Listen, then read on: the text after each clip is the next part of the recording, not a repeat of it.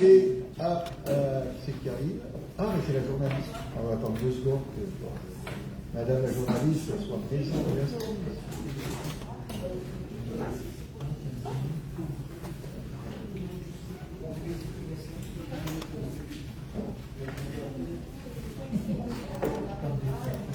Voilà, nous n'attendions plus que vous pour commencer. Bonsoir. Alors, je vais procéder à l'appel, si vous voulez bien écouter. Les Crémont présents, Algérin, Jean Bussy, comme d'habitude, a donné en attendant à pouvoir à Anne Platel, Christine Caron, Olivier Bois, Nabil Belbenotto, Anne Platel, Jean-Claude Delest, Charlie Pett, Jean-Louis Soubérou, Joris Ferrocianet, Sandrine Carbonari pour voir Anne Gerin, Olivier Poussière pour voir Jean-Claude Delest, Nadia Maurice, Marc Descours, Angélique Alloget, Lucas Lacoste pour voir Olivier Goua, Nadège Denis pour voir Angélique Alloget, Louis Choublon pour voir Dominique Lafargue, Cyril Gouillère, Dominique Lafargue, Jean-Claude Canossini, bon. Daniel Madien pour voir à moi-même, Monique Deveau, Fabienne Santis, Laurent Godard pour voir à Fabienne Santis, Cécile, peut-être arrivée un peu en retard, Damien Puy-Grenier pour voir à Guillaume Bras, et Guillaume Bras, et bien très bien. Je vous propose comme secrétaire de séance un qui n'a pas trop été, Charlie Pett, si ça vous convient. Ah ben voilà, Jean-Claude Canossini présent. Eh bien, Charlie Pett assurera la séance si personne ne s'y oppose. Bien, nous allons donc démarrer l'ordre du jour avec une première délibération qui sera présentée par Jean-Louis Soubérou concernant énergie renouvelable, la création d'une installation de production solaire thermique, l'indemnisation des candidats.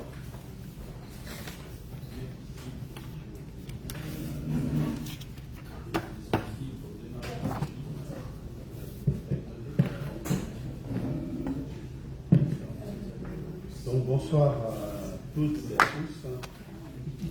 Donc en 2014-2015, la ville de Vorep a porté la réalisation d'une chaufferie bois et d'un réseau de chaleur par le biais d'un marché global de conception, réalisation, exploitation, CREM, prévoyant un cadre performantiel avec des objectifs énergétiques, environnementaux et de qualité de service. Donc ce réseau est en service depuis le 1er août 2004. En 2024, la régie Vorep Énergie Renouvelable a lancé des études pour la création d'une production solaire thermique de 6000 m² pour une production solaire de 2200 MWh, avec pour objectif de couvrir 80% des besoins estimés. En septembre dernier, une demande de subvention a été adressée à l'ADEME, qui est actuellement toujours à l'arbitrage budgétaire. Ainsi, il est proposé au conseil d'exploitation et au conseil municipal le lancement d'une procédure en vue de l'attribution d'un marché global de performance, c'est-à-dire la conception, la construction et l'installation pour une production solaire thermique intégrée au réseau du centre, comme on l'appelle. Les prestations à réaliser seraient les suivantes. Donc l'investissement du projet solaire comprend donc notamment un champ de capteurs thermique, des supports, plus l'hydraulique primaire du solaire, le stockage du solaire pour un stockage journalier, un local technique solaire, plus l'équipement associé, des bases, des pompes, des aérothermes, des systèmes de sécurité, des vannes, des filtres, etc. Cela incitera une étude du sol, puisque le poids qui sera appliqué sera assez important. Donc il y aura aussi de la maîtrise d'œuvre, bien sûr, et une structure particulière, qui est la toiture structure, avec notamment charpente plus couverture, avec des études de structure et architecturales qui iront bien, et donc les VRD autour de ceci. Le marché devra être attribué à la suite d'une procédure négociée, sous la forme d'une procédure restreinte après mise en concurrence. Considérant que les documents de consultation prévoiront la remise de prestations, une prime doit être allouée au candidat retenu, versée en fin de procédure pour chaque candidat non retenu, avec un maximum de 3 candidats qui seraient retenus. Je reviendrai un peu sur ce que ça implique tout à l'heure. Les documents de la consultation mentionneront les modalités de réduction ou de suppression des primes dont l'offre ne répondrait pas aux documents de la consultation. Après avis favorable du Conseil d'exploitation de la régie VOREP énergie renouvelable du 6 mars 2025 et de la Commission ressources et moyens économie, intercommunalité et nouvelles technologies du 7 mai 2025, il est donc proposé au Conseil municipal d'approuver le principe de recourir à la procédure négociée avec mise en concurrence préalable en vue de l'attribution d'un marché global de performance, donc portant sur l'installation de production solaire thermique. D'autoriser le maire à lancer la procédure et en négocier les conditions au mieux des intérêts de la régie. D'autoriser le paiement de la prime de 10 000 € hors taxe pour chaque candidat non retenu dans les conditions qui seront fixées dans le règlement de consultation. Comme il y a un maximum de 3 candidats qui seront retenus, que 1 aura l'attribution, la prime sera versée au maximum à 2 autres candidats. Peut-être qu'un seul s'il y a une candidature qui n'est pas retenue. Et que le montant à payer sera prélevé sur les crédits inscrits au budget de la régie. Voilà, monsieur le maire. Bien, merci. Est-ce qu'il y a des interventions? Madame Santis.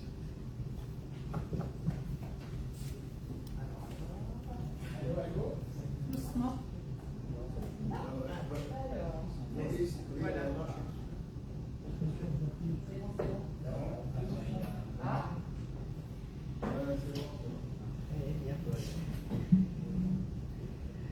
Alors, nous avions déjà fait des remarques lors du dernier conseil municipal sur l'absence de travail collectif sur le contenu de l'appel d'offres avant sa parution.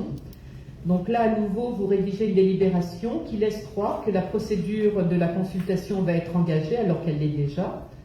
Donc, par principe, la délibération aurait dû être prise avant que l'on ne commence la procédure et non a posteriori. Parce que nous sommes contre ce procédé, trop souvent appliqué du être mis devant le fait accompli. Et pour rester cohérent avec la vision que nous avions de la gestion de ce dossier, nous voterons contre.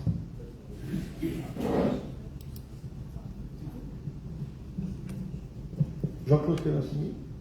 La puissance demandée est combien? 2000 mégawattheures. 2200 MWh, c'est la production globale attendue. C'est un minimum. Non, Comment? c'est pas un minimum parce qu'il n'y a pas de soleil.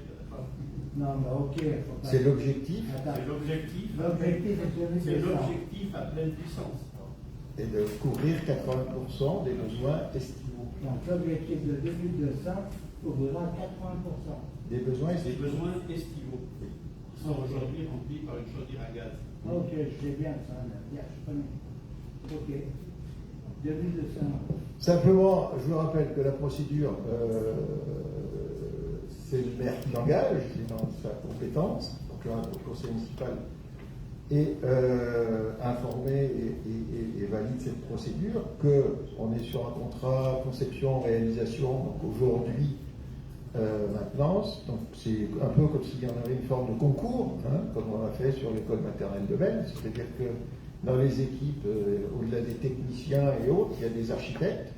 Et bien sûr, dans le cahier des charges et dans les conditions d'attribution du marché, l'aspect architectural interviendra dans la manière de concevoir, de positionner les panneaux solaires. Donc ce sera, une fois qu'on aura les trois candidats, il y aura, j'espère, 3 propositions. Donc dans l'absolu, c'est le maire qui décidera. Dans la réalité, on décidera tous ensemble, parce que bien évidemment, je ne serai pas le seul à prendre la décision dans le choix technique, mais surtout architectural, puisque ça sera un des éléments. Formellement, c'est le maire qui fera l'attribution, mais on en aura discuté tous ensemble avant. Voilà, cet après-midi, il y a une copine qui a fait le choix des 3 candidats qui seront admis à remettre une offre, puisqu'il y avait 5 dossiers, je crois. de mémoire qui était proposé. Donc voilà, donc d'ici, je ne sais pas, les dates de remise des offres, non, pas fin juin. Donc voilà, donc on se réunira à un moment quand on aura tous ces éléments. Jean-Claude. Oui, on parle d'architecture. Qu'est-ce qu'on souhaite au niveau architecture compte tenu de. Parce que c'est bien beau de parler d'architecture. On peut faire un corps plusieurs mois, Oui. etc. Qu'est-ce qu'on demande au niveau architecture par rapport au campus? Je veux dire, on demande une proposition architecturale. Ouais, mais Je veux dire, quand on a fait la maternelle de Belle, on n'a pas dit on veut telle architecture, on a dit on va fixer un certain nombre de conditions et Les d'objectifs. propositions architecturales dépendent de quelque chose. Les On contraintes, dépendra de quelque chose. elle est contrainte par quoi? Par le fait que c'est des panneaux solaires qui sont montés sur des structures qui permettent de développer des activités en dessous. Hein? Ces activités, Il y aura des activités forcément plus ou moins sportives, donc une partie, on réfléchit sur une partie à des tennis couverts ou à du paddle, sur d'autres parties ça peut être très ouvert, donc on n'a pas forcément tout le temps les mêmes hauteurs sous les panneaux solaires, Ok. donc pour éviter d'avoir un tapis complètement uniforme. Donc je veux dire, je suppose par exemple que en plein mois de juin, la pétanque en plein cagnard, ils préféreront peut-être aller jouer sous les panneaux solaires que sur un terrain qui va être en plein soleil, des choses comme ça. Donc il y a des activités sportives qui vont se développer dessous, y compris à l'inverse, en période de mauvais temps, puisque ça sera étanche sous les panneaux solaires. Donc ce sera une zone abritée du soleil et de la pluie. donc ces activités sportives sont déjà connues. Non. Pas connu, il y en a une partie qui pourrait être figée, il y a une partie qui sera ouverte. Les figés comment? Pourquoi? J'ai parlé de quoi? De tennis couvert. Les tennis Donc, couverts, s'il y a des tennis couvert tennis représente une surface. Oui, si on fait le tennis couvert, on ne va pas y jouer au boules dessus, c'est clair. Et après, il y aura des zones qui ne seront pas forcément affectées à un sport spécifique, qui seront en jeu polyvalent. Ça peut être des boulis, ça peut être du tir à l'arc, ça peut être un certain nombre d'activités sportives qui vont se dérouler là-dessous. On ne va pas forcément figer l'ensemble des espaces en disant là c'est du tennis, là c'est du machin, là c'est du truc et du jeu. Non, il y a des parties qui peuvent être polyvalentes en termes d'usage. Et c'est aussi l'intérêt de la chose, puisque il y a un certain nombre d'activités qui peuvent avoir besoin de temps en temps, en fonction des conditions météorologiques notamment, de pouvoir se développer à l'abri de la pluie ou du soleil. Madame Santos. Ah, c'est si. Non, mais moi, du coup, j'avais une question un peu naïve. Qu'est-ce qu'on vote exactement? Parce que, donc, on dit que là, c'est déjà engagé. Le vote, c'est l'indemnité de 10 000 euros pour les. Mais on l'a déjà engagé, en fait, le truc. Donc, de toute façon, on n'a pas le choix. Ah ben, quoi, pas le choix Imaginons qu'on vote contre. Il se passe quoi?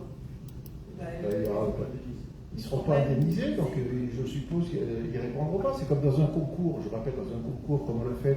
Mais ils ont déjà répondu. Non. Ils ont parti répondu. On leur a déjà dit. Non. Non. Non. Dis quoi? Non. Non. Non. Aujourd'hui, on a fait le choix des candidats. Maintenant, ils pourront, à partir de la semaine prochaine, retirer le dossier de consultation avec les conditions, notamment d'indemnisation. Ils devront remettre une offre fin juillet. Voilà. Ok, donc on vote pas pour la procédure, on vote pour les 10 000 euros. Bah, elle est déjà engagée, la procédure. Oui, non, mais la procédure, c'est la procédure de conception-réalisation. C'est une procédure de marché qui est lancée à l'initiative du maire. Ok, non, mais c'est juste pour comprendre. Et il y a une indemnisation obligatoire des candidats. C'est comme si, je vous rappelle, quand on a fait le concours d'école maternelle de Belle, les candidats, ils sont arrivés avec des esquisses, des propositions. Alors, on avait choisi à l'époque autant sur les aspects financiers que sur les aspects architecturaux et esquisses. Et ceux qui, on avait retenu, je ne sais plus combien il y a eu de projets à l'époque, 3 ou 5, et ceux qui n'avaient pas été retenus ont été indemnisés. C'est une obligation légale quand des candidats engagent des études et notamment des aspects architecturaux, qui est une indemnisation. Mais ça, je comprends rien. Mais du coup, je reviens à ma question, du coup, c'est une obligation légale ou pas? Parce que si c'est une obligation légale, à la limite, on n'a même pas besoin de le voter. Si, mais on vote le montant. La loi ne fixe pas, on On vote le montant de 10 000 € d'indemnité Et on décide pour les comment deux. sur le montant?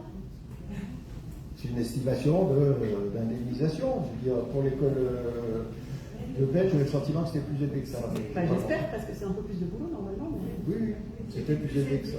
Je n'ai plus l'entendre, honnêtement. Ça peut aller jusqu'à 50 000 €. Hein. Oui.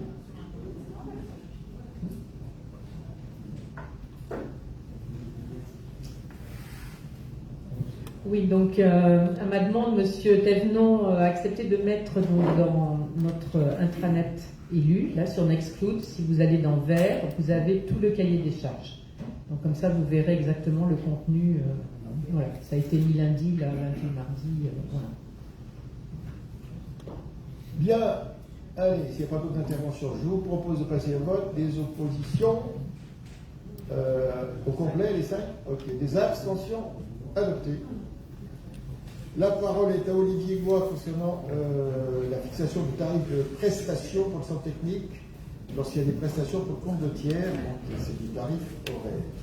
Merci Monsieur le maire, bonsoir à toutes et à tous. Oui, donc j'informe le conseil municipal que les agents du centre technique municipal sont occasionnellement amenés à intervenir pour le compte de tiers, notamment pour des raisons d'urgence et de sécurité, par exemple la taille de végétaux qui masque la signalisation ou la visibilité dans un carrefour s'il y a une carence du propriétaire.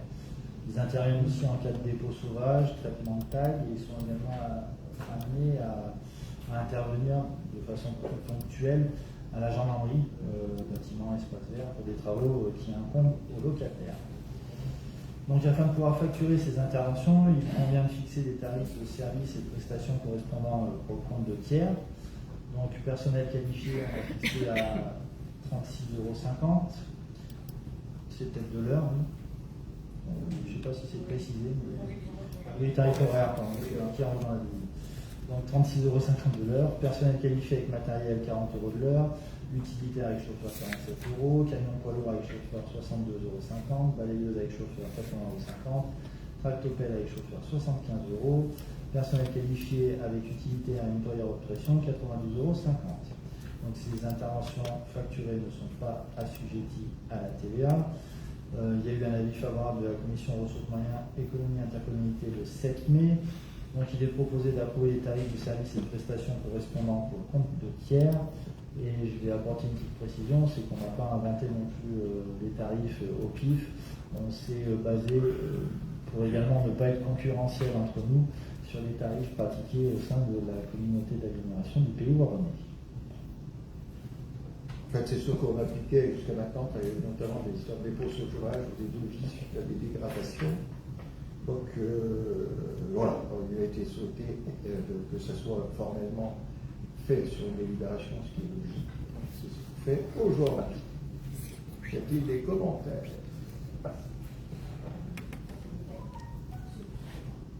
Eh bien, je vous propose de passer au vote. Y a-t-il des oppositions, des abstentions adoptées?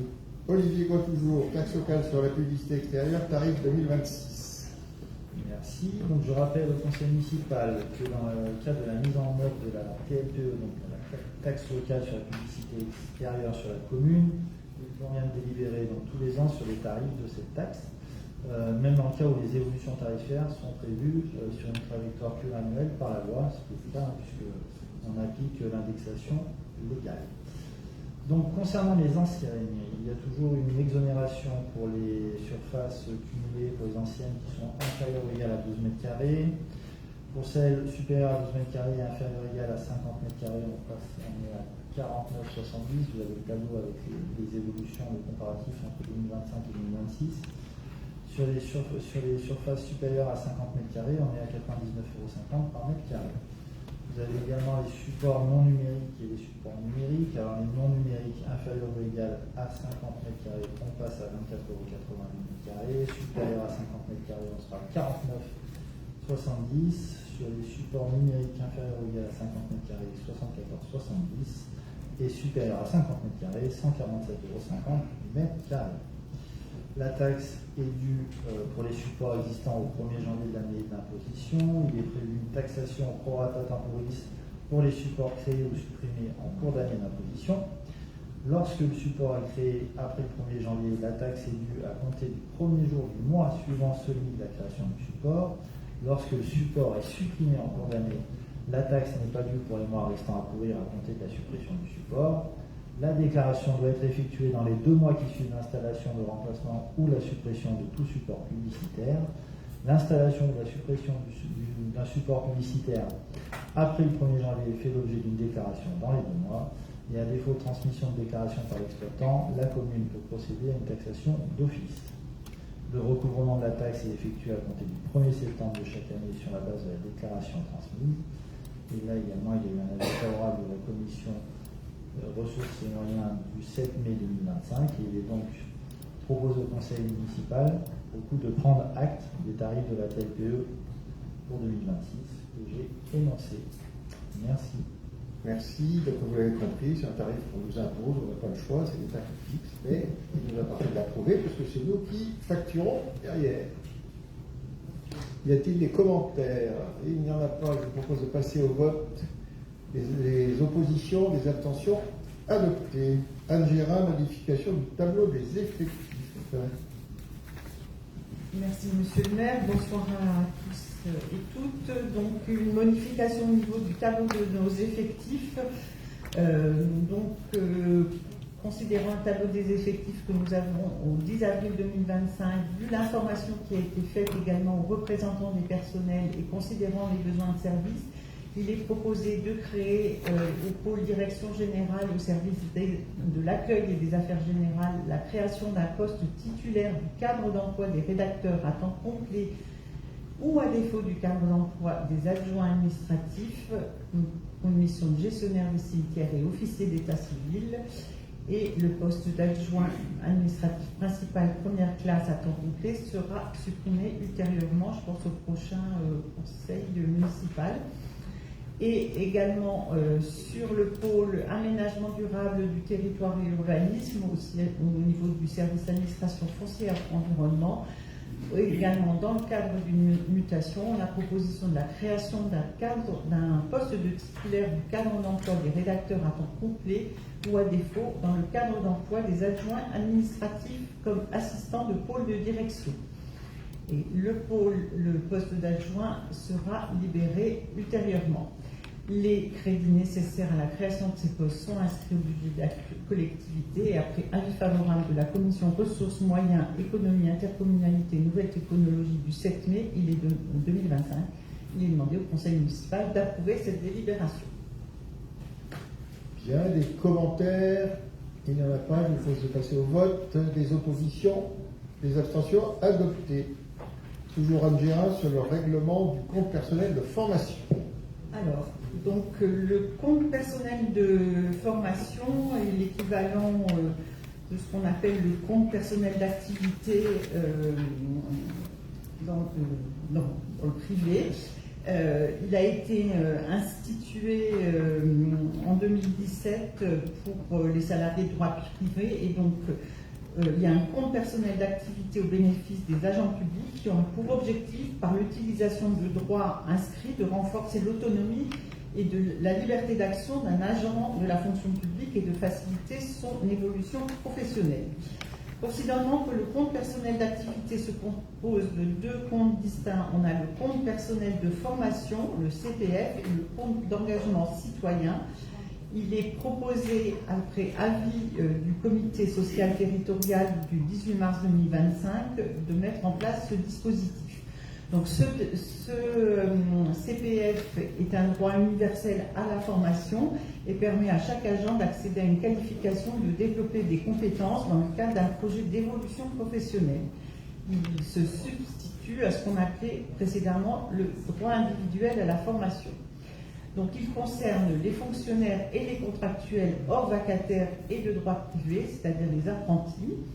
Ceux-ci acquièrent 25 heures par an de droit à la formation pour un temps complet, dans la limite de 150 heures. Des majorations de droits sont également possibles en fonction de la qualification des personnes, si elles sont diplômées ou non, ou en situation d'inaptitude sur leur poste. L'objectif du CPF est donc d'accompagner les mobilités professionnelles, les reconversions professionnelles, les évolutions de carrière, notamment dans la prise en compte des concours ou alors lorsque les agents prennent des postes à responsabilité et permet des compléments d'activité, notamment pour les agents à temps non complet qui souhaitent compléter leur temps de travail par une autre activité professionnelle. La formation doit être réalisée en priorité sur le temps de travail et elle est possible également hors temps de travail, mais n'ouvre pas droit à récupération. Les modalités de mise en œuvre à VOREP sont précisées dans le règlement de formation qui est joint. Donc, les demandes de formation initiées par les agents seront examinées par une commission d'arbitrage qui se réunira 2 fois par an. La commission est composée d'un ou 2 élus, monsieur le maire et ou l'adjoint aux ressources humaines, de la direction des ressources humaines, de la direction générale et d'un représentant du personnel. Pour définir son projet professionnel, l'agent aura la possibilité de se faire accompagner. Afin d'arbitrer les demandes, la collectivité a défini des critères de priorisation aux actions suivantes, notamment dans le cadre de la prévention ou de l'anticipation d'une situation d'inaptitude, d'une formation en lien avec des métiers en tension sur la collectivité, l'obtention d'un diplôme ou d'un titre de professionnalisant, la préparation de concours ou d'examens, l'accès à des formations correspondant au socle de connaissances et de compétences de base, notamment maîtrise du calcul, du français, de l'informatique, la capacité à travailler en équipe et une formation en lien avec une activité principale prioritaire par rapport à une activité complémentaire. L'enveloppe annuelle allouée au CPF est de 6 000 € pour la ville. La prise en charge d'un projet se fera à hauteur de 80% des frais pédagogiques avec un plafond une action et pour un agent d'un maximum de 2 000 €.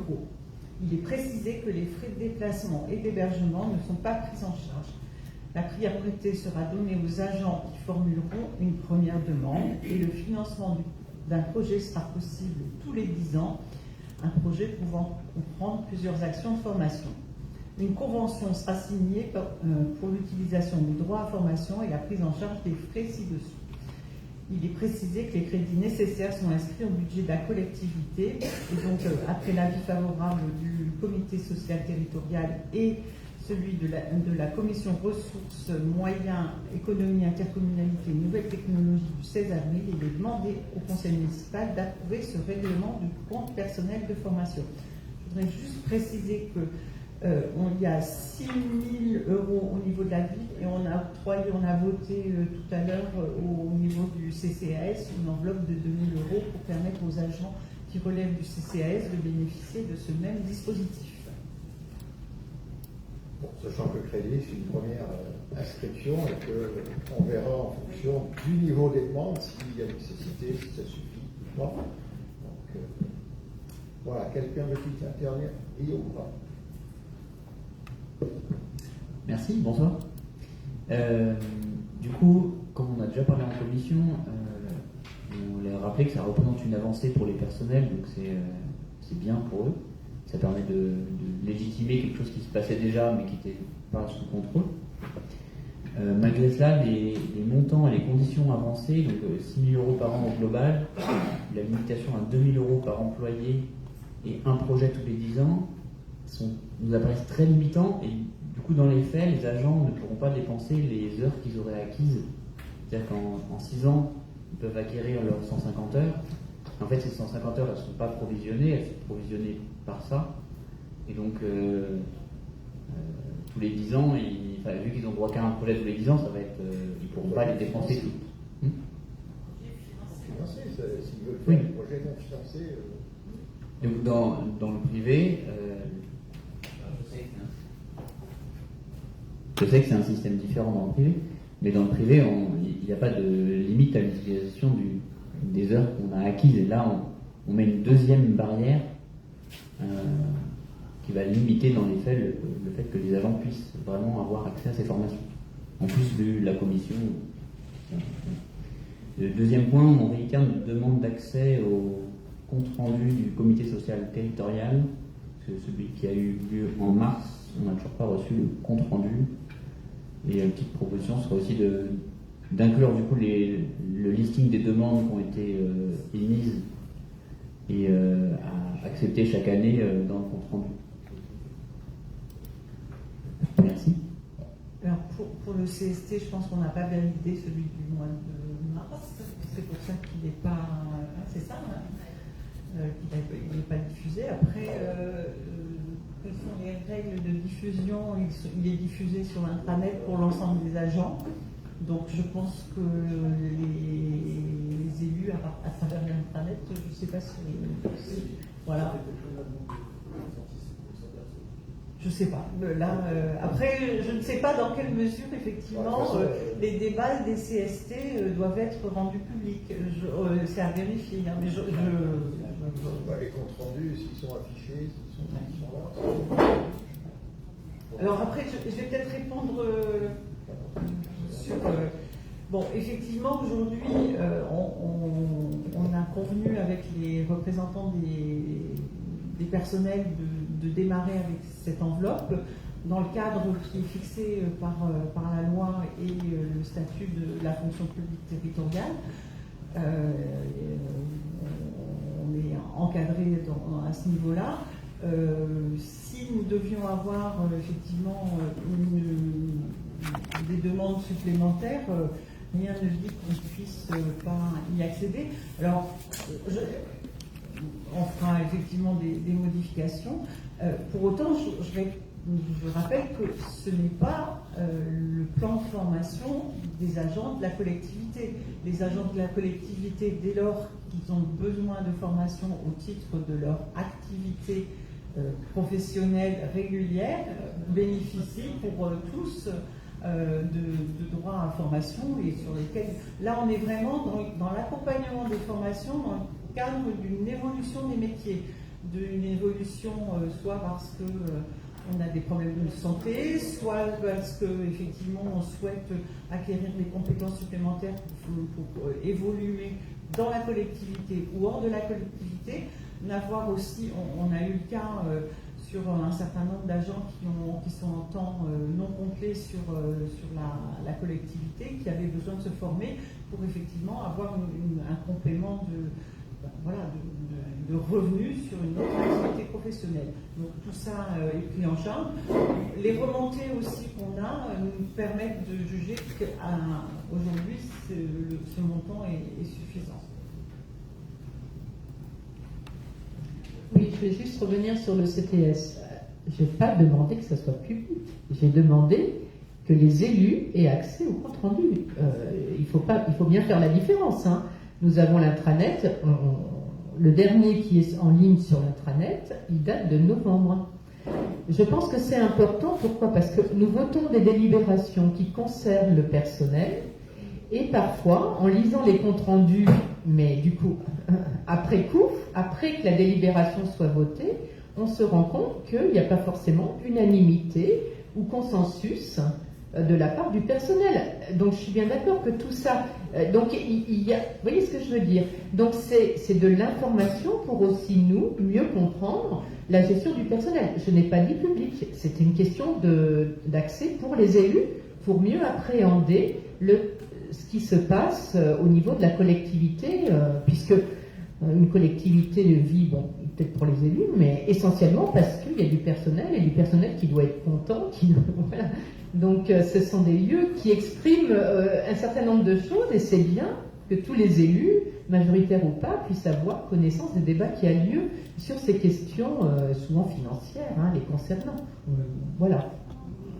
Donc c'est tout. Donc moi, quand on fait un truc au mois de mars, on est au mois de mai, voilà, pour faire un compte rendu de mois.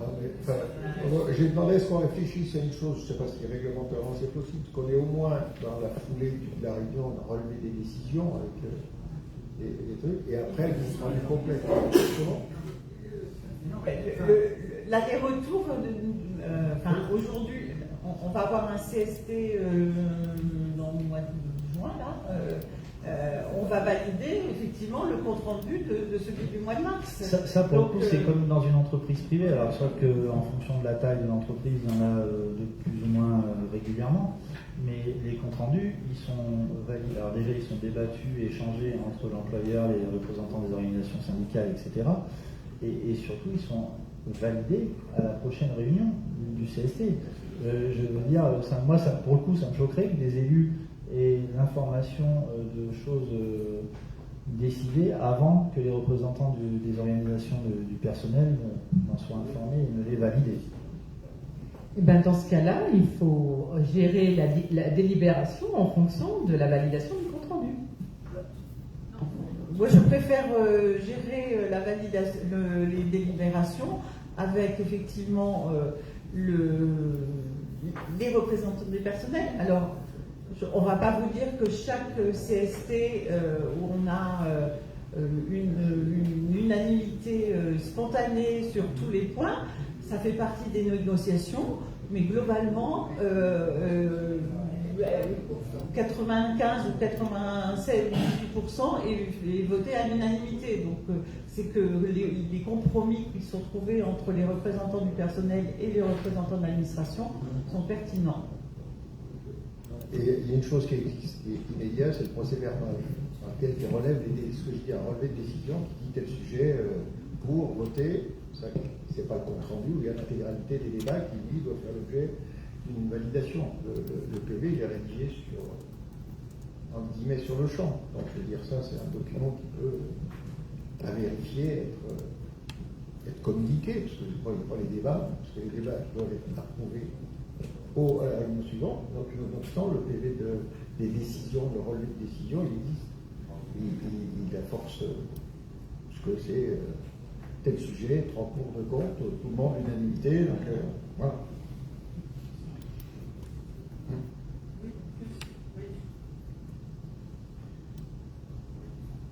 Ok. Bon, c'était pas tout à fait l'objet de la délibération. Donc, sur la délibération telle qu'elle était présentée, y a-t-il d'autres commentaires? Donc, on passe au vote. Des oppositions, des abstentions, adoptées. Toujours un Gérin sur l'indemnité forfaitaire pouvant être allouée en cas de fonction essentiellement itinérante. Là aussi, c'est la création d'une indemnité forfaitaire pouvant être allouée en cas de fonction essentiellement itinérante. Un décret de 2001 et un arrêté de 2020 fixe un montant d'une indemnité forfaitaire un montant maximal de 615 € annuels dans le cadre des agents, pour les agents qui sont appelés à avoir des fonctions itinérantes. Donc effectivement, le comité technique du 18 mars 2025 a délibéré sur cette indemnité forfaitaire. Elle a pour objectif de mettre en place pour les agents qui ont des fonctions essentiellement itinérantes. Alors quand on dit essentiellement itinérantes, on parle en l'occurrence des agents qui ont des fonctions notamment d'entretien de nos bâtiments, qui travaillent souvent sur des temps à non complet et qui sont appelés à, par exemple, le matin intervenir sur une école, ensuite aller faire le ménage sur le bâtiment de la mairie ou à l'espace Rosa Parks ou dans les locaux de la MJC ou dans des locaux mis à disposition d'associations. Donc ils bougent tout au long de la journée.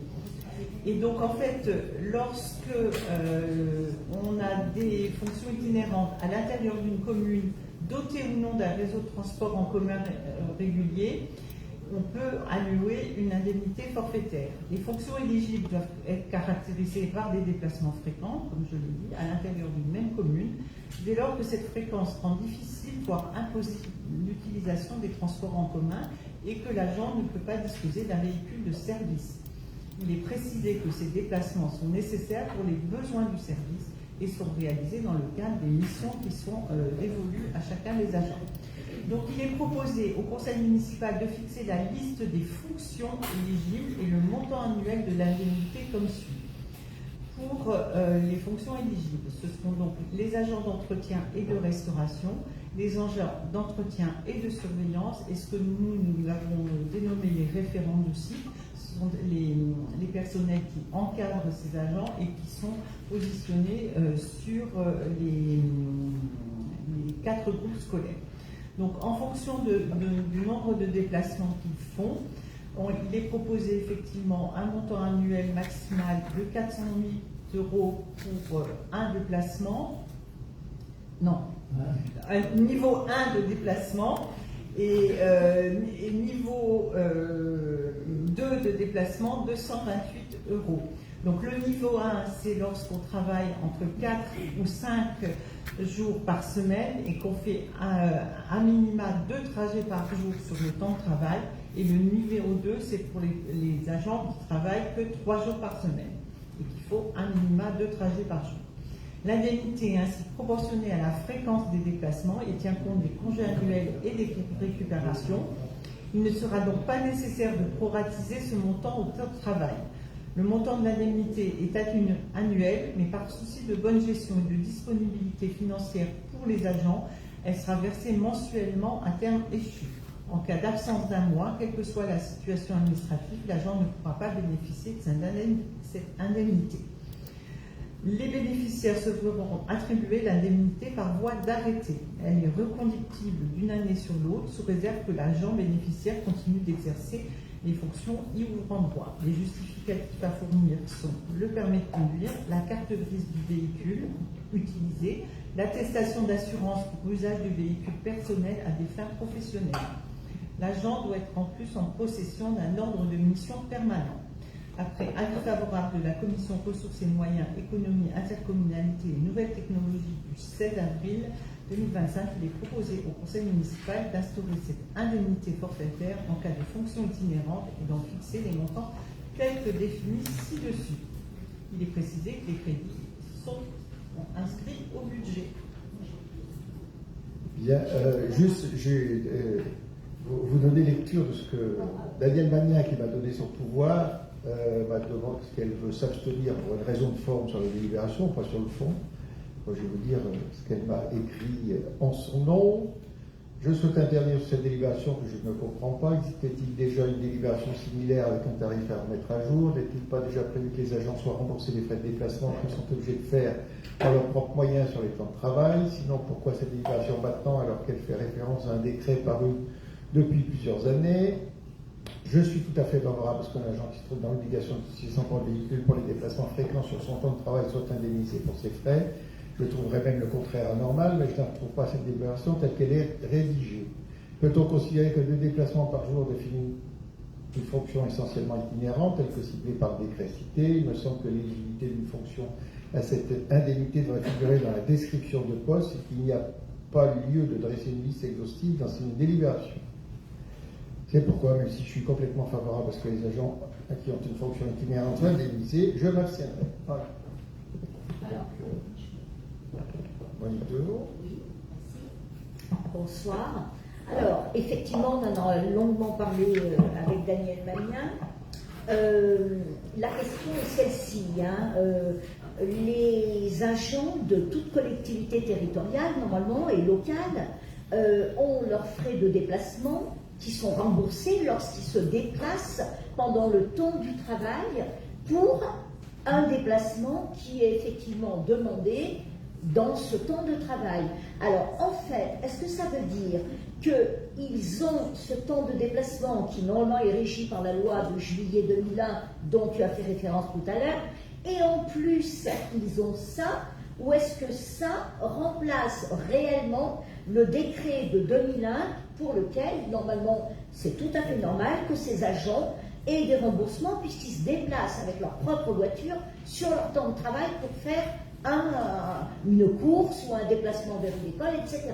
Donc la vraie question c'est, est-ce que c'est ça plus ça, ou est-ce que c'est aujourd'hui ce qui est présenté là pour certains fonctionnaires ou autres, et qu'ils n'auraient pas effectivement dans le code de la fonction publique ce qui est normalement prescrit le 19 juillet 2001, c'est-à-dire les modalités de règlement des frais occasionnés. C'est pas très clair, quoi, pour comprendre. Alors, je vais essayer d'expliciter de façon précise. Un agent, il est affecté en règle générale sur un poste. Il est soit au centre technique municipal, soit au CCAS, soit à la mairie, soit au cinéma. Voilà. Et dès lors qu'effectivement il a des déplacements au titre d'une mission qui lui est confiée, une mission qui l'amène à aller utiliser son véhicule personnel parce qu'il est missionné pour aller représenter la commune au Pays Voironnais. Il va à ce moment-là, il y a un remboursement des frais de déplacement s'il n'y a pas une mise à disposition d'un véhicule de service au kilomètre effectué. Remboursement des frais de déplacement dans le cadre de ces missions.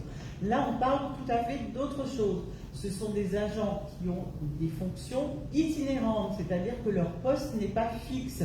Ils peuvent être le matin dans une école. Non, mais on a compris tout ça. Ce qu'on n'a pas compris, c'est comment, sur quoi on se base pour qu'ils aient ces frais de remboursement. Mais par On a sur compris le reste. Est-ce qu'ils sont en même temps, pour être très clair, est-ce qu'ils sont en même temps le décret du 19 juillet 2001 qui fixe les conditions, les modalités de remboursement de ces frais et l'indemnité qui peut être vraie? Non. Alors, madame, non, mais avant de me dire mais oui, mais elle n'a pas eu le temps de finir son explication. Mais non, elle nous fait un exposé qui ne correspond pas à notre question. Notre question, c'est du financement. Non, mais justement, si, puisque c'est dans la définition même du poste itinérant. L'article, le décret de 2001, c'est pour ce qu'a énoncé Madame Durin. Donc c'est pour des gens qui sont en poste fixe et qui se déplacent. Là, on est dans un cadre juridique différent, qui est le cadre juridique du poste itinérant. Oui, mais on est bien d'accord. Mais donc ça ne peut pas remplacer, ça ne peut pas être en plus, puisque de base, ce n'est pas le même cadre juridique. C'est très clair, ça veut dire que ces gens-là n'ont que ça. Oui, c'est tout ça. à fait. Non, Oui, mais tout à fait. c'est ce qu'il fallait dire au départ. Ça paraît pas clair dans la délibération. Bah, si. Bon. Voilà, Effectivement, vous avez eu le vote majoritaire, vous savez, moi. Non, parce que... Non, ça a été débattu en commission. Mais si Daniel n'avait pas compris, il fallait qu'elle repose la question au moment de la commission. Je redis également que c'est une délibération que nous prenons parce que la mise en place de cette indemnité forfaitaire, c'est pas quelque chose d'obligatoire. C'est un geste que nous faisons, un accompagnement, notamment des personnels qui sont aujourd'hui sur des métiers les plus pénibles, sur des métiers sur lesquels ils ont une rémunération faible et des métiers sur lesquels ils ont besoin effectivement de cet accompagnement. Voilà. Donc acte, c'est une volonté d'accompagner le pouvoir d'achat. Il n'y a pas d'obligation légale de cette prime, comme l'a dit Anne, c'est une volonté. Il y a des tas d'autres primes qui existent, qui ne sont pas forcément mises en œuvre. Je rappelle qu'il y a un budget du personnel, qu'il y a des choix. Il y a 2 ans, 3 ans en arrière, je ne sais plus, il y a un paquet sur le régime indemnitaire. Ça a été une charge supplémentaire, ça a profité à l'ensemble du personnel. Aujourd'hui, c'est une mesure d'accompagnement et c'est un choix pour les gens qui ne sont pas les plus rémunérés de la maison et qui ont une contrainte, c'est de changer de site plusieurs fois dans la journée. Voilà. Et du coup, la base là qui est portée financièrement, on est sûr qu'elle couvre réellement le déplacement par jour, puisque c'est d'itinérance, à travers la commune pour chacun. C'est un forfait. C'est un forfait. C'est un forfait, mais ils n'y perdent pas, quoi. Moi, c'est ma question. Mais en fait, on a pris comme si on allait de la rue Hector Berlioz à la mairie, et puis voilà, on a regardé. Voilà, donc on a regardé ce que ça faisait à peu près. Donc globalement, les gens, si ils étaient au réel du kilomètre, parce que si on se met à calculer le kilomètre réel de tout le monde, je veux dire, on embauche un administratif de plus, donc c'est l'intérêt du forfait. Ce forfait était calculé pour être certain que les gens soient correctement indemnisés, et notamment ceux qui feraient le plus de kilomètres. Guillaume. Juste une petite question qui m'était pas venue sur le moment. Ils sont aussi remboursés s'ils se déplacent en vélo? Non, aujourd'hui, le décret ne permet pas, effectivement. Et oui, ou à pied. Donc, ça fait partie des éléments dont on a débattu, effectivement, en CST. On a évoqué notamment les déplacements sur d'autres modes que le vélo ou la voiture, à savoir les déplacements par trottinette, et notamment trottinette électrique. Et j'ai redemandé à ce que ces agents soient sensibilisés aux règles de protection lorsqu'ils se déplacent. Voilà. Je le rappelle. Bien, s'il n'y a pas d'autres remarques, nous passons au vote. Quelles étaient les oppositions, les abstentions? Une abstention, oui, bien sûr. Non, Jean-Claude, il a levé la main pour une abstention. 2 abstentions. Adopté. La parole est maintenant à Christine Carrara concernant le PPI sur la passerelle de Roise, une convention de délégation de maîtrise d'ouvrage concernant Pays Voiron Network et la commune. Oui, bonsoir, merci Monsieur le maire. Donc je rappelle au conseil municipal que la commune de Borep est engagée dans son plan pluriannuel d'investissement PPI, voirie, ouvrage d'art, et dans son plan local de déplacement PLD. La commune a priorisé les ouvrages à réaliser d'ici 2026. Dans ce cadre, et suite au diagnostic des ouvrages d'art menés en 2018, la ville, par délibération du conseil municipal en date du 30 mai 2024, a engagé l'opération de réhabilitation de la passerelle de Roise, dite passerelle du Bas. L'avant-projet AVP ainsi que l'estimation définitive du coût prévisionnel des travaux ont été validés par délibération du conseil municipal le 12 décembre 2024. Dans le cadre de ces travaux de réhabilitation, il est nécessaire de procéder à la dépose des fourreaux télécoms, propriété du Pays Voironnais Network, PVN, accrochés à la surface de la passerelle et à la pose de nouveaux fourreaux à l'issue de la réhabilitation de la dite passerelle. Pour ce faire, il est nécessaire de procéder aux interventions suivantes.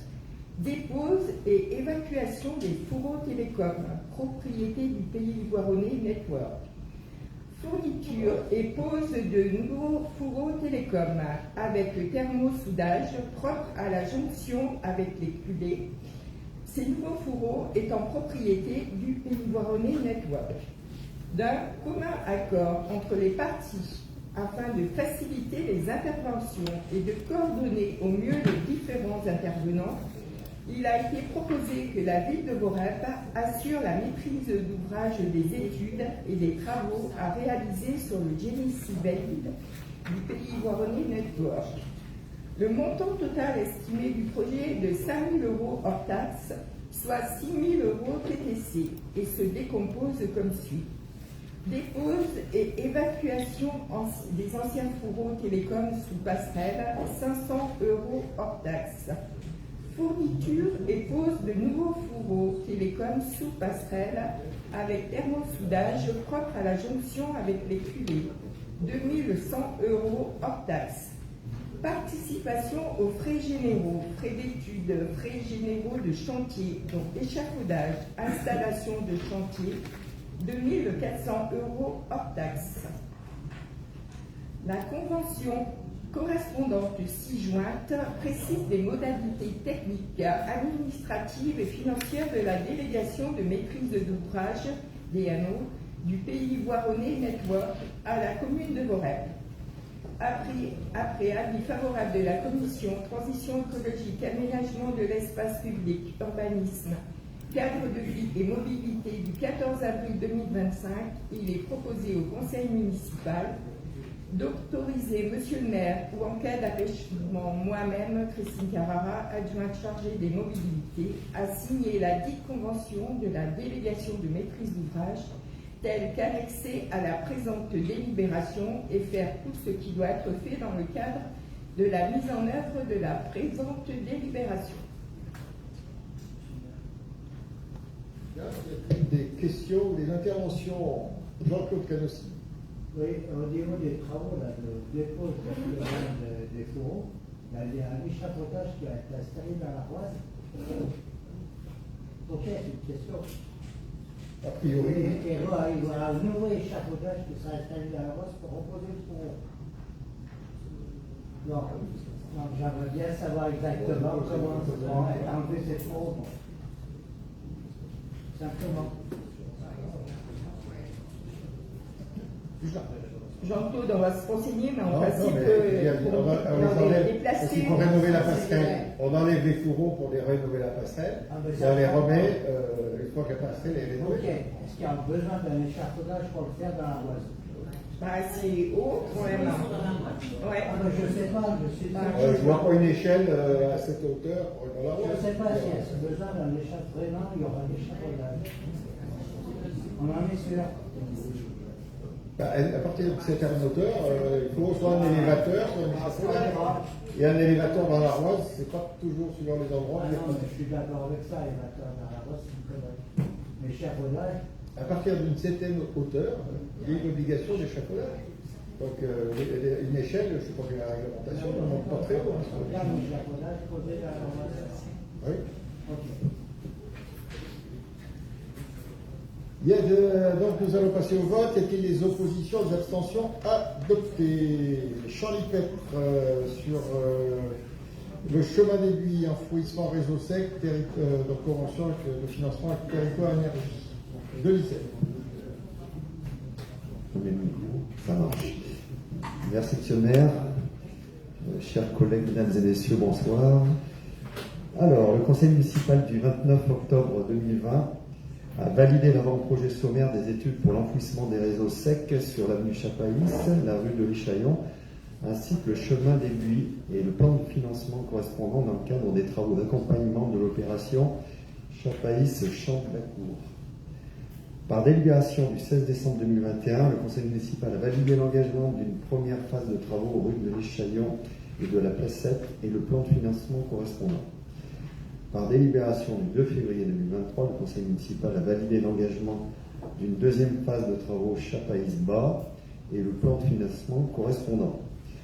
Par délibération du 12 octobre 2023, le conseil municipal a validé l'engagement d'une troisième phase de travaux Chapaïs-Haut et le plan de financement correspondant. Afin de coordonner les interventions avec le Pays Wallonnais, territoire d'énergie, Isère, a poursuivi les études sur le périmètre du chemin des Buis, quatrième phase de travaux d'enfouissement des réseaux électriques et téléphoniques qui sera réalisée en 2026. Donc, il convient aujourd'hui de valider le projet et le plan de financement réactualisé. Pour cette quatrième et dernière tranche au chemin des Buis, les travaux consistent à enfouir l'ensemble du réseau basse tension sur environ 250 mètres linéaires avec dépose des 6 poteaux existants. Le détail du financement est présenté ci-après. Après étude, le plan de financement prévisionnel est le suivant.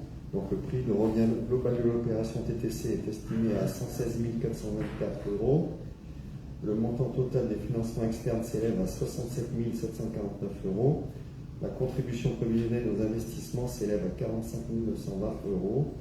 La participation aux frais de TE38 s'élève à 2 755 €, soit une participation prévisionnelle totale pour l'opération de 48 675 € TTC pour la commune. Après avis favorable de la commission transition écologique, aménagement de l'espace public et urbanisme, cadre de vie et mobilité du 14 avril 2025, je vous propose de valider le projet de travaux définitifs et le prix de revient prévisionnel de l'opération actualisé pour le chemin des Buis. De valider sa participation aux frais de TE38 d'un montant de 2 750 €, de valider sa contribution aux investissements qui sera établie par TE38 à partir du décompte final de l'opération et constitutif d'un fonds de concours d'un montant prévisionnel de 45 920 €, soit une participation globale prévisionnelle de la commune pour l'opération de 48 675 €, en précisant que le montant pourra être réajusté en fonction de la réalité des travaux et tout dépassement fera l'objet d'une nouvelle délibération. Enfin, d'autoriser monsieur le maire à signer tous les documents utiles à la mise en œuvre de la présente délibération. Bien, des interventions? Il n'y en a pas, je vous propose de passer au vote. Les oppositions, les abstentions, adoptées. La parole est à Mme Platel sur avis sur le projet d'arrêté préfectoral concernant l'arrêt de la cartographie des zones d'accélération des énergies renouvelables pour VOREP. Merci, monsieur le maire. Donc, j'informe le conseil municipal que la loi numéro 2023-175 du 10 mars 2023 relative à l'accélération de la production d'énergie renouvelable donc dite la loi APER, vise à accélérer et simplifier les projets d'implantation de producteurs d'énergie et à répondre à l'enjeu de l'acceptabilité locale.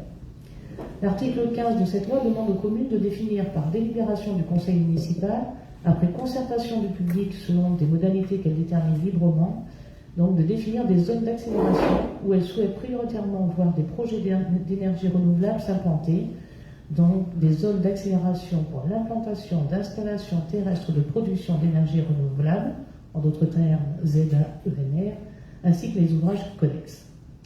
Par délibération numéro 9661, en date du 12 décembre 2024, le conseil municipal a approuvé le bilan de la concertation et a identifié les zones d'accélération pour l'implantation d'installations terrestres de production d'énergie renouvelable, ainsi que les ouvrages connexes.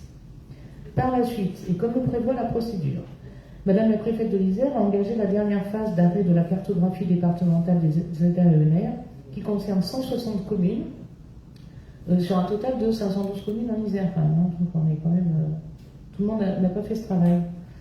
Dans ce cadre, et comme le prévoit la loi APER, l'avis conforme de la commune est requis sur le projet arrêté ainsi que sur la cartographie des zones retenues. Le conseil municipal dispose d'un délai de 3 mois pour émettre un avis sur le projet avant son arrêt à compter de sa notification en date du 19 mars 2025. À défaut, l'avis est réputé favorable. Ces propositions seront notifiées au référent préfectoral de région qui appréciera le potentiel de production des zones d'accélération définies en fonction des objectifs régionaux de développement des énergies renouvelables, de la programmation pluriannuelle de l'énergie et de rapport production par rapport à la surface déterminée à l'échelle nationale. En fonction, la loi prévoit que ce dernier pourra demander aux communes d'étudier la possibilité de déterminer de nouvelles zones avant de les arrêter définitivement. Après avis favorable de la Commission Transition écologique, aménagement de l'espace public, urbanisme, cadre de vie et mobilité du 14 avril 2025, il est donc proposé au Conseil municipal d'émettre un avis favorable sur ce projet de ZAENR présenté et d'autoriser M. le maire à faire tout ce qui doit être fait dans le cadre de la mise en œuvre de la présente délibération. Merci. Donc, je rappelle qu'on avait pris cette délibération il y a quelques mois en arrière, après suite à un travail important. Donc, je remarque qu'on a quand même été exemplaire, puisque seulement 135 communes. 135 Non, 160 en tout. Ah. Même si ça monte un peu. Enfin, sur 512, ça reste. Et y compris dans le pays bornais, on a été exemplaire. Donc, voilà. Donc, c'est la suite de la procédure. Donc, ce dossier va se balader dans les différentes administrations avant que, un jour peut-être, ça se traduise par des effets réels. Des interventions.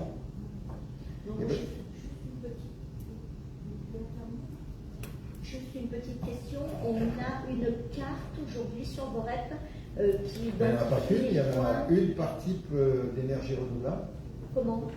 Il y en a plusieurs, il y a une carte par type. Il y a une pour le solaire aérien, d'accord, mais une où pour est-ce le qu'on solaire. peut les trouver? C'est ça ma question. Sur le site de la ville, ça doit être quelque part. Les cartes. C'est pas dit. Oui, parce que j'ai recherché, je n'ai pas trouvé. Bon, on vérifiera. Oui, mais au pire, c'est dans le conseil municipal, si ce n'est pas dans un autre registre. Au pire des cas, puisque là, adopté, les cartographies sont jointes à la délibération que nous avons prise du mois de décembre. Bien, donc je vous propose de passer au vote. Des oppositions, des abstentions adoptées. Dans le Club de l'Est, une subvention habituelle de soutien au foot club de Borep. Merci. La commune accompagne l'activité du football club Borep par le biais d'une subvention de soutien. Suite à l'étude du dossier de demande de subvention et afin de reconnaître la qualité du travail mené par ses dirigeants pour assurer un bon fonctionnement, il est proposé de verser une subvention de soutien d'un montant de 6 000 € pour l'année 2025. Après avis favorable de la commission Casari, il est demandé au conseil municipal d'autoriser le versement de la subvention au football club de Borep.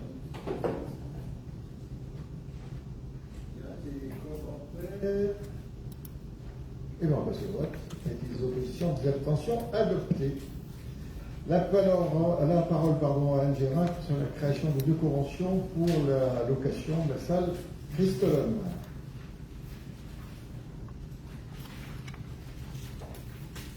Merci, monsieur le maire.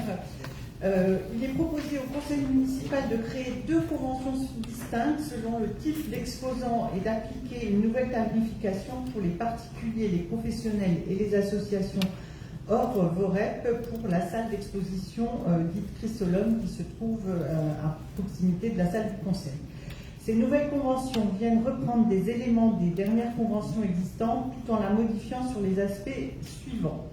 Pour les associations de VOREP, la commune met gratuitement à disposition cette salle. La commune assure la reproduction des cartons d'invitation et des affiches à partir d'un modèle fourni par l'association. L'association, la commune communique sur ses journaux électroniques d'information, dans la presse locale, dans les réseaux sociaux dont nous disposons, ainsi que sur l'application Intramuros. Et la commune assure les frais de réception lors du vernissage. Sur la convention qui concerne les particuliers, les professionnels ou les associations qui ne sont pas de VOREP, la commune met à disposition cette salle Chrysologue pour un tarif de 10 € la journée, 25 € la semaine, communique sur les journaux électroniques d'information, la presse locale, les réseaux sociaux et l'application Intramuros. Les conventions sont en annexe de cette délibération. L'actualisation des tarifs sera faite chaque année sur l'indice INSEE des prix à la consommation des ménages hors tabac arrondi à l'euro supérieur. Après avis favorable de la commission culture, animation, sport, association et relations internationales du 17 avril 2025, il est demandé donc au conseil municipal d'autoriser monsieur le maire à approuver la création de ces 2 conventions pour la salle Chrysologue et la mise à jour des tarifs pour les particuliers, professionnels et associations non vorépines. Donc en fait, c'est venu parce qu'on s'est rendu compte que les conventions qu'on avait n'étaient pas forcément à jour, elles étaient contradictoires sur certains points, et l'ensemble de la commission a travaillé et a permis d'élaborer ces conventions par un jeu d'aller-retour. Et ça nous permet effectivement aussi, en donnant des prix à la journée, peut-être de dynamiser, d'avoir peut-être une utilisation un peu plus souple sur cette salle Chrysologue. Bien, Daniel Magnin qui va donner un pouvoir maintenant d'écrire une phrase, elle vote sa délibération bien évidemment. La rédaction des conventions pour la salle Chrysologue a nécessité un gros travail pour lequel je remercie les services. Y a-t-il des intervenants? Oui, Cécile. Il y a juste une question qui m'est venue en écoutant. Du coup, il y a une commission qui décide qui expose ou pas. Il y a un système de choix. Enfin, je veux dire, on peut refuser un truc totalement inapproprié ou pas? La commission, en règle générale, c'est les services, moi et puis éventuellement quelques élus. Pour l'instant, ça ne nous est jamais arrivé. J'espère que ça ne nous arrivera pas d'avoir effectivement peut-être une demande d'exposition particulièrement... Non, monsieur le maire, c'est pas parce que ce serait olé olé que ce serait refusé, c'est pas comme ça, non, mais qui aurait un caractère qui ne relève pas des règles républicaines, etc. Mais je veux dire, à partir du moment où on est sur l'art, il faut avoir effectivement suffisamment de liberté d'esprit pour pouvoir accepter des expressions d'art différentes dès lors qu'elles ne sont pas attentatoires à la dignité humaine ou au respect des valeurs républicaines. Bien, s'il n'y a pas d'autres interventions, nous passons au vote. Y a-t-il des oppositions, des abstentions? Adopté. Toujours création du tarif pour la salle Malsouche. Là, il s'agit effectivement d'une mise à jour, puisque en fait, on avait pris une délibération pour les tarifs de mise à disposition de l'ensemble de nos salles municipales, ce qui nous permet effectivement de faire la valorisation auprès des associations dont on met les salles à disposition gratuite, et le cas échéant de facturer lorsque c'est hors association. Cette délibération, elle date du 23 novembre 2017 et on ne sait pas pourquoi, mais la salle Malsouche qui est dans l'enceinte où est l'espace Maurice Vial, donc le boulodrome ainsi que les locaux qui sont partagés avec la MJC, on avait omis cette salle Malsouche qui représente 65 mètres carrés. Donc il vous est proposé un tarif journée à 124 € et demi-journée à 62 €. Et pour les tarifs hors de VOREP, 169 et 85 €. On a repris les mêmes principes que sur les autres salles. Ces tarifs seront applicables à compter du 1er septembre 2025.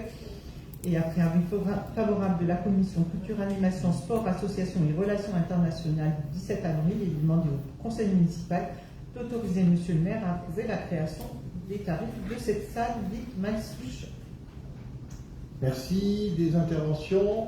Donc nous passons au vote. Des oppositions, des abstentions adoptées. Toujours Anne Gérin concernant la création des tarifs des emplacements et d'un dispositif de garantie pour le marché de Noël. Voilà, dans le cadre de nos dispositifs d'animation de la vie locale, jusqu'à présent, le pilotage du marché de Noël avait été porté pendant de longues années par un certain nombre d'associations. Les conditions aujourd'hui nous démontrent qu'il y a une mobilisation un peu différente des associations et c'est quelque chose sur lequel ça demande beaucoup d'investissement, beaucoup d'énergie, sur lequel effectivement la commune était fortement en soutien des associations qui portaient ce marché de Noël. Et donc, pour pérenniser ce temps festif avant les temps de la nativité et de Noël, il a été décidé effectivement de reprendre en gestion interne le pilotage de ce marché de Noël, et donc qui sera piloté et géré en interne. Afin de permettre de mettre en place ce marché de Noël, et parce qu'il est nécessaire, il est proposé donc la création et l'application d'une offre tarifaire pour les emplacements qui sont mis à disposition des exposants, que ce soit des professionnels ou des particuliers ou les exposants associatifs. Donc on a défini ce qu'était un emplacement. Donc sur la place Armand-Pugnot, ça concerne un barnum 3x3, une table, 2 chaises et un branchement électrique. Pour la grande rue, pour les professionnels et les particuliers, un emplacement d'environ 3x3. Sur les associatifs, un barnum 3x3, une table, 2 chaises, un branchement électrique. Et dans la salle Armand-Pugnot, un emplacement d'environ 2x2 avec une table et 2 chaises. Il est prévu donc dans la salle. Mais dans la salle, elle y est déjà, l'électricité. Non, ils ne seront pas dans le noir dans la salle.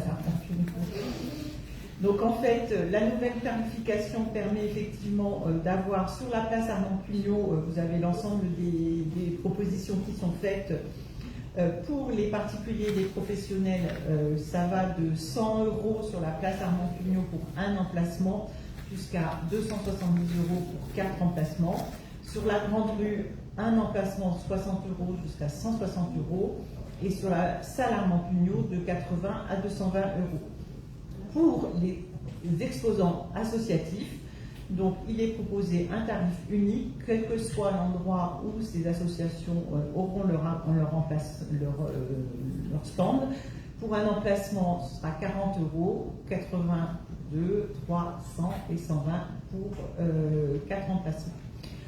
On met aussi en place un dispositif de garantie par le versement d'art à hauteur de 50% du montant total de la réservation, qui seront non remboursables s'il y a annulation moins d'un mois avant la date pour tous les exposants. Après avis favorable de la Commission Culture, Animation, Sport, Association et Relations Internationales du 17 avril 2025, il est demandé au Conseil municipal d'autoriser le maire à approuver la création de ces tarifs des emplacements et du forfait grille du marché de Noël pour tous les exposants, ainsi que la création du dispositif de garantie avec les versements d'art. Ah oui, on a oublié de parler des grilles. Elle est où je ne sais pas, je ne sais plus où elle est. Ah, uniforme écrit gratuit et 5 € pour les exposants professionnels. Moi, je voulais vraiment remercier les services qui, là aussi, ont fait, comme a dit Daniel, ils se sont vraiment impliqués pour trouver quelque chose qui soit cohérent pour permettre la bonne tenue de ce marché de Noël. Et là, on va démarrer effectivement la mise en ligne sur un site. Alors, il y a un site national qui s'appelle Montmartre de Noël, et sur lequel on va mettre en place nos dispositifs de manière à recueillir les éléments. Bien, merci. Des interventions? Eh bien, écoutez, nous passons au vote. Des oppositions, des abstentions, adoptées. Jérôme Lucie pour une attribution de subvention au-dessous des écoles Jean Hachard. Merci, monsieur le maire. J'expose au conseil municipal que la ville a été sollicitée, tardivement mais sollicitée, pour une demande de subvention au-dessous des écoles primaires Hachard.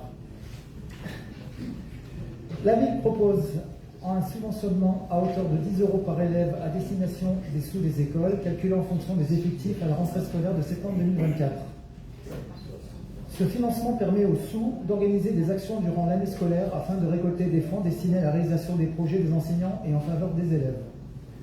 Après examen du dossier, pour l'école Jean Hachard, au titre de l'année, 208 élèves sont scolarisés, 142 élèves en élémentaire et 66 en maternelle. Il est donc proposé d'attribuer la somme de 2080 €.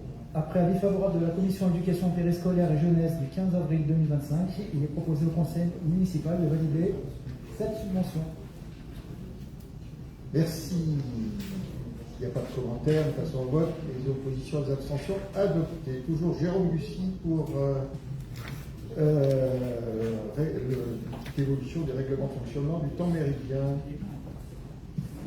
Tout à fait. Donc je propose au conseil municipal de valider le nouveau règlement intérieur de la restauration scolaire pour l'année 2025-2026, qui précise le fonctionnement du temps méridien, le rôle entre les acteurs sur la base d'une charte du bien vivre ensemble. Dans un souci de simplification des démarches et des usagers, le règlement intègre également un changement pour les familles qui leur permettra dorénavant de s'inscrire auprès des différents services, restauration scolaire, périscolaire, centre de loisirs, ainsi que la crèche, via un espace famille unique.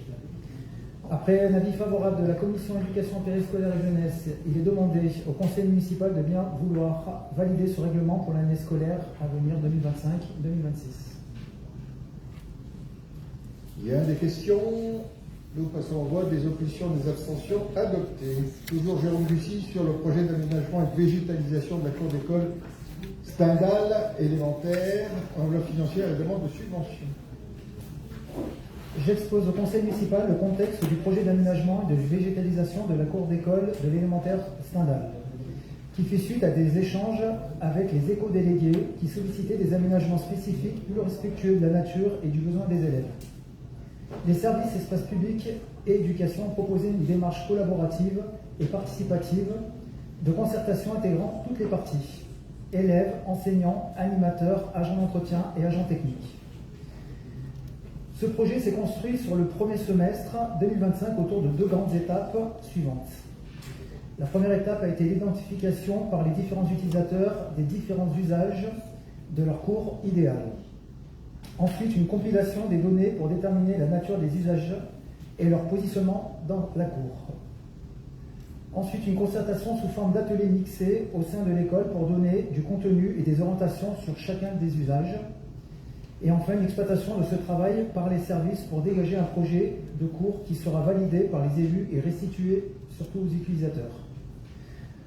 Le lancement de l'opération est envisagé au second semestre 2025. Le coût prévisionnel est estimé à 90 000 € TTC. Il inclut le coût des travaux et interventions nécessaires à l'opération, l'achat de fournitures et de mobilier. Les travaux réalisés en régie ne sont pas compris dans cette enveloppe. Il intègre également la replantation de 3 arbres sur la partie maternelle Stendhal, des arbres qui ont été coupés pour des raisons sanitaires. Donc après avis favorable de la commission éducation périscolaire jeunesse du 15 avril 2025, il est demandé au conseil municipal de bien vouloir valider le projet et la démarche ainsi que l'enveloppe financière de cette opération, d'inscrire les sommes nécessaires à la réalisation du projet au budget de la commune, d'autoriser monsieur le maire à engager les opérations, d'autoriser toujours monsieur le maire à déposer les demandes de subvention correspondantes auprès du Pays Voironnais, du conseil départemental de l'Isère, ainsi que tout autre organisme. Y a-t-il des interventions? Pas des sentis, et après je parlerai au nom de Daniel Magnin. Oui, alors c'est très bien, hein. Ça va dans le bon sens, végétaliser, réfléchir collectivement sur les cours d'école. J'espère qu'on parlera un peu des autres écoles aussi rapidement, à la Saint-Glinglin, sur ce type de projet. Mais je vais encore faire une remarque sur la forme de la délib et la façon de l'écrire. Parce que quand on vous entend, là encore, on doit valider un projet. Or, le gros du projet, il est déjà fait, la concertation est faite, etc. Maintenant, donc c'est une histoire de sémantique, et c'est un peu dommage. À un moment donné, j'en discutais avec le directeur des services, parce qu'aujourd'hui, le projet n'est pas abouti. Le projet fait l'objet d'ateliers avec les enfants. Oui, mais la phase projet, donc, je propose qu'on enlève valider le projet. On valide la démarche. Mais on allait valider le projet. Le projet, il n'est pas encore, de toute façon, aujourd'hui, il n'existe pas définitivement. Donc, quand il sera définitif, eh ben, on le validera. Et donc, l'objet de la délibération, avant tout, c'est de demander une subvention, parce que ça, il faut qu'on le fasse. Je partage votre avis. Bon, moi, je tiens à dire que c'est vraiment très bien. Il faut qu'on fasse ça, il faut qu'on le fasse dans toutes les écoles. J'ai, comme d'hab, une question un peu technique, un point de détail ou pas de détail. C'était au PPI, ça, quand on a regardé le PPI? C'était sur quelle ligne? C'est dans le budget, mais c'était pas au PPI. Et on pourrait mettre ça au PPI avec les autres cours d'école, effectivement, pour donner de la visibilité, parce que... en fait, on peut mettre une somme, après chaque cours sera peut-être pas le même montant. Hein. Après, on peut mettre une enveloppe. On verra ça dans la cadre de la discussion du budget, de l'élaboration du PPI pour le futur budget. Le truc que j'ai trouvé bizarre, c'est que le budget, on l'a discuté depuis longtemps, et paf, c'est comme si c'était un nouveau truc qui tombe et qu'on avait, je sais pas. C'est pour ça. Ça n'a pas été mis, projet, c'est aménagement de la cour d'école, c'est vrai. Sur le plan budgétaire, c'est un peu plus laconique. Alors, je vous lis parce que Daniel Magnin veut s'abstenir, pas sur le fond, mais sur d'autres raisons. Pour associer les élèves à un projet d'aménagement de leur cours de récréation, toute d'autres choses, à bien des égards, implication dans l'évolution de leur cadre de vie, contribution citoyenne. Je suis par contre étonné que ce projet n'ait pas été présenté en commission urbaniste. Donc, le projet n'est pas terminé. D'autre part, est-il pertinent de le mettre en œuvre maintenant pour un budget de 90 000 €, alors que lors des réunions des états généraux sur Chevalon, comme celle du comité citoyen, un réaménagement global du secteur école, salle des fêtes, centre commercial a été évoqué. Cela ne montrerait-il pas un manque de coordination générale? Il me semble que le réaménagement de la cour d'école doit s'insérer dans ce projet global, que sa réalisation doit être antérieure à l'étude générale. C'est pourquoi, même si je suis favorable au réaménagement de la cour de récréation, je n'approuve pas la délibération et qu'elle s'abstient. Après, c'est vrai que la réflexion sur l'ensemble du quartier du Chevalon, je rappelle que ce n'est pas que le secteur école machin, hein, la réflexion qui a été travaillée dans le cadre des états généraux, qui va faire l'objet d'une étude qui va concerner l'ensemble du Chevalon, c'est-à-dire y compris la plaine, qui se traduira par, on a appelé ça un plan de référence, plan quelque chose, il y a des choses qui relèveront peut-être du PLU, puis d'autres qui sont simplement des choses indicatives, mais ça va demander du temps. Dire, la cour d'école, elle est là, et je pense que quel que soit le projet, on ne va pas remettre en cause le périmètre de la cour de l'école. Et donc je pense qu'il est important d'avancer sur ce projet. Donc en tout cas, au pire, quand le projet peut être agrandi, mais elle ne sera pas réduite, à mon sens, au-dessus du nombre d'élèves de l'école. Donc voilà, donc, le périmètre existant restera, à mon sens, important comme cours de l'école, de l'espace pour les enfants. Et donc l'aménagement n'est pas incompatible avec un projet qui sera défini et qui sera peut-être fait dans 5 ans, dans 8 ans, dans 10 ans. À ce jour, on n'a aucun calendrier de ce qui sera élaboré dans le cadre de la réflexion Chevalon. Juste dernier point, je me permets de signaler, je ne sais pas du tout si ça a été utilisé, qu'il y a énormément de ressources disponibles sur ce sujet pour favoriser l'inclusion, pour favoriser la fraîcheur, etc. Il y a énormément de communes qui ont déjà travaillé là-dessus et qui ont mis des trucs clés en main, etc. Donc, je ne sais pas comment ça a été croisé, mais ça vaut le coup de s'en servir.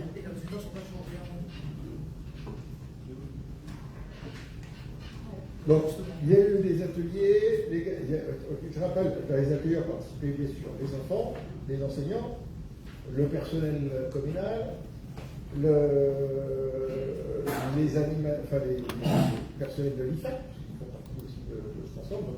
Tous les intervenants, tous les utilisateurs, quels qu'ils soient, ont été associés à ces ateliers. Donc après, c'est toute une série de propositions qu'il s'agit de rassembler, de rendre compatible éventuellement, je ne sais pas, je n'ai pas vu les résultats, donc je peux vous dire. À un moment, on va organiser tout ça, et donc ça fera l'objet d'une validation dans quelques semaines. En tout cas, ce soir, c'est surtout déjà d'accrocher une subvention par rapport à une enveloppe qu'on s'est fixée, et j'espère qu'on restera dans l'enveloppe. Ouais. Déjà, beaucoup de choses, effectivement, ont été abordées. Moi, je partage tout à fait la démarche pédagogique. En tant qu'enseignante, évidemment, je suis tout à fait là-dedans. Et je souhaite fortement que ces 90 000 € qui vont être mis pour une organisation de cours ne soient pas remis en cause au moment de travaux, puisqu'on sait que ce pôle de vie du Chevalon est appelé à un moment ou à un autre à évoluer. J'ai pris le plan de ce projet-là qui a été élaboré par les enfants et par tout le monde. Je voudrais savoir où se trouve la nature, parce qu'en fait, on voit bien un espace. Vous l'avez le plan là, non? Il y a bien un petit espace nature, donc je pense qu'il va être végétalisé. Mais après, je ne sais pas sur les autres espaces qui sont définis si réellement on remet de la végétalisation ou si on se trouve encore sur des espaces goudronnés. Donc il y a un espace de calme, alors je ne sais pas comment il est organisé, un espace de jeu actif, un espace de sport, plutôt ballon, et un espace fraîcheur et un petit espace nature.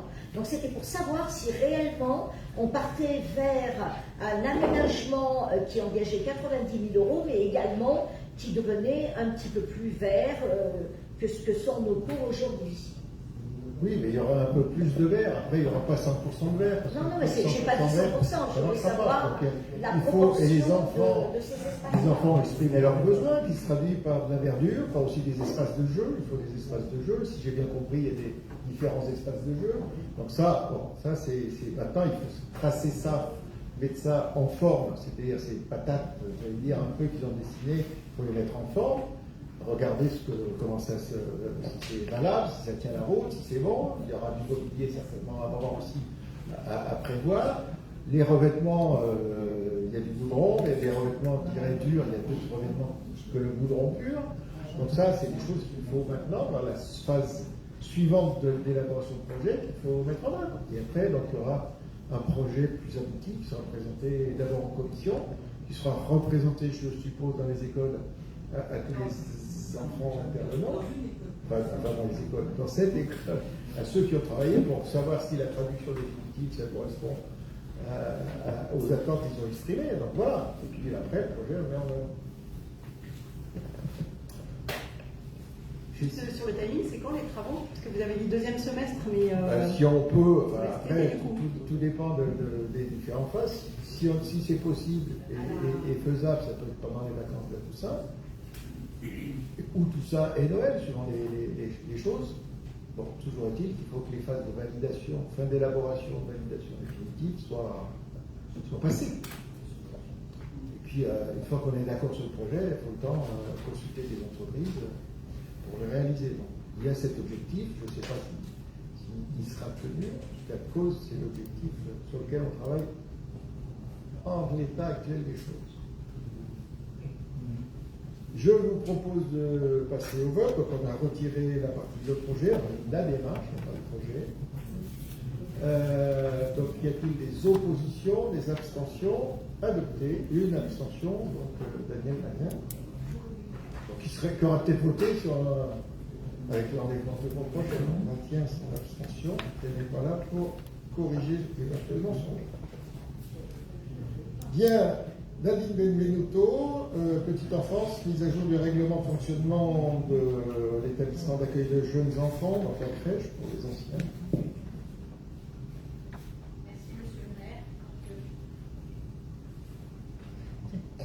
Je propose au conseil municipal l'adoption du nouveau règlement de fonctionnement de la crèche. Cette mise à jour est en lien avec l'actualisation des critères d'attribution de places dites prioritaires.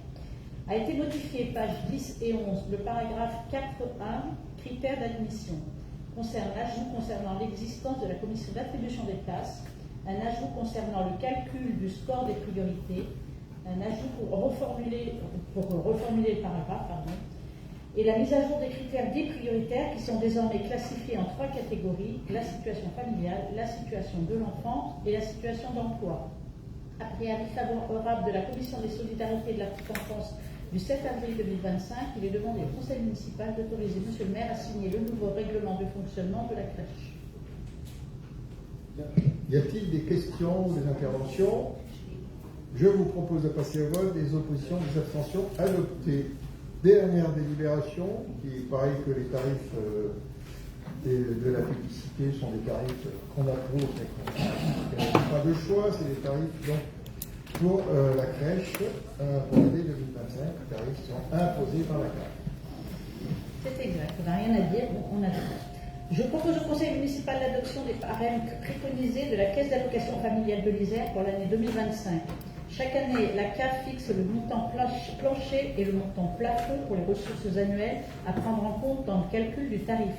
Par conséquent, pour l'année 2025, ces montants sont en ressources plancher 9 612 euros par an, soit 801 euros par mois, et en ressources plafond 84 000 euros par an, soit 7 000 euros par mois, puis 102 000 euros par an, soit 8 500 euros par mois à partir de septembre 2025.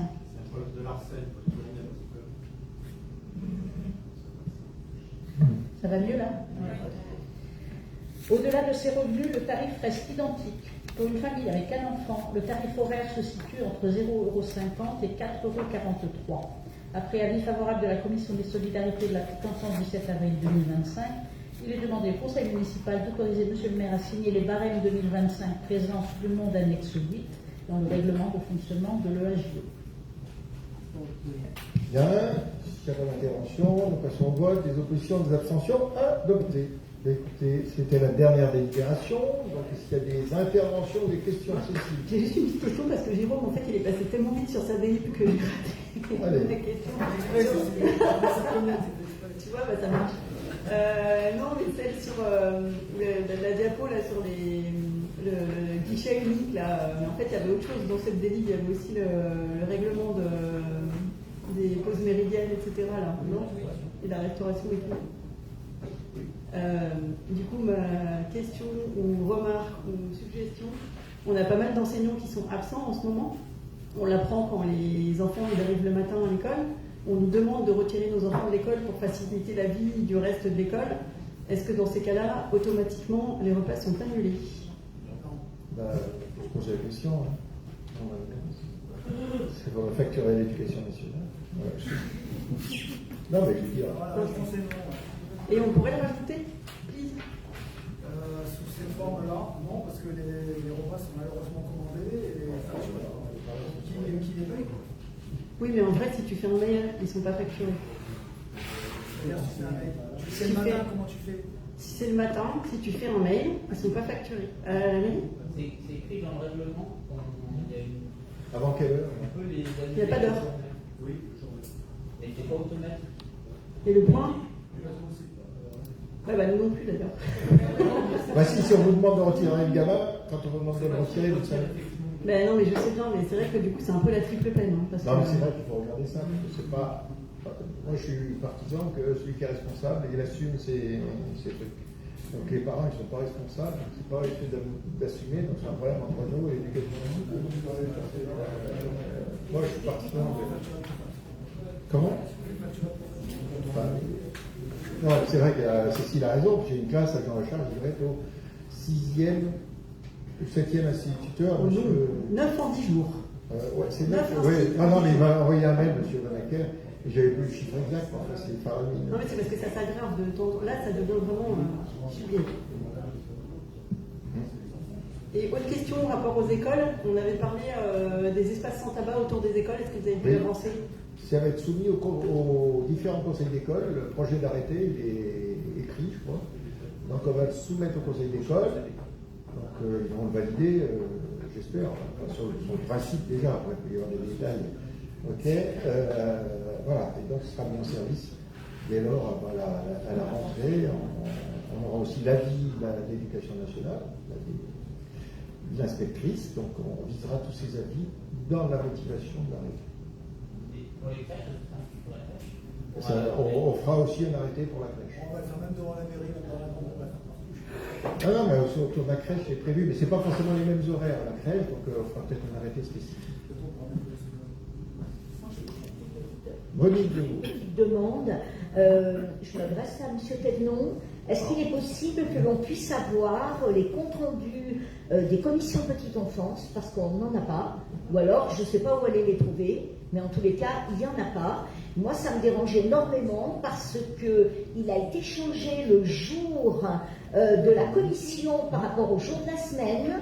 Pour qui, je ne sais pas pour qui, mais en tous les cas, moi, je ne peux plus venir à la commission parce que je suis engagée sur autre chose le jour de la commission qui a été modifié là, dernièrement en cours de mandat, et j'aimerais bien avoir à minima le compte rendu de ce qui se dit. Normalement, tous les comptes rendus de commission sont sur Nextcloud et tout le monde a accès à toutes les commissions, même à celles. J'ai pas compris, Normalement, tous les comptes rendus de commission, c'est le principe. Après, dans la réalité, il peut y avoir des bugs, mais le principe, tous les réunions de commission et les comptes rendus sont sur Nextcloud. Et tous les élus ont accès à toutes les comptes rendus de commission. Donc, c'est le principe qu'on avait défini. Donc, si c'est pas le service, s'il y a des Ils ne sont pas. Bon, il n'y a pas les comptes rendus de la petite enfance. Depuis un bon moment, depuis peut-être plus d'une année. Donc ça pose problème parce qu'on ne peut pas suivre. Mais je l'ai déjà mis, hein. Et j'avais même envoyé un courrier à ce sujet-là, un mail. Je n'ai jamais eu de réponse, monsieur le maire. Sûr? J'avais envoyé un mail et je n'ai jamais eu de réponse sur ce sujet. Donc je souhaitais quand même être un peu informée. Donc si j'avais répondu au mail, c'était à moi le mail? Non, je l'ai envoyé à la commission, vous avez un copie. Bon, on vérifie ça et on remettra l'intégralité des comptes rendus qui n'ont pas été mis. Nadia Maurice. En fait, je vous sollicite, là nous avons besoin de personnes, de familles qui peuvent héberger des Allemands qui arrivent le week-end prochain, pas celui-là. Pour l'Ascension, passer le prochain week-end. On a 4 familles à loger. Donc, il y a un couple d'Allemands qui parlent français, puis les autres, c'est plutôt l'anglais. Alors, si vous pouvez vous manifester, peut-être auprès de Carole ou moi-même, ou auprès du président du comité de jumelage, Pascal Jean. Voilà, donc je lance un appel. Ou si vous connaissez des gens qui peuvent héberger, il n'y a pas de souci. L'appel est lancé aux élus, puis au monde du public qui ont pris. Voilà, oui. J'ai appelé à la solidarité des élus. Maintenant, après. Bien, merci. Écoutez, merci, bonne soirée.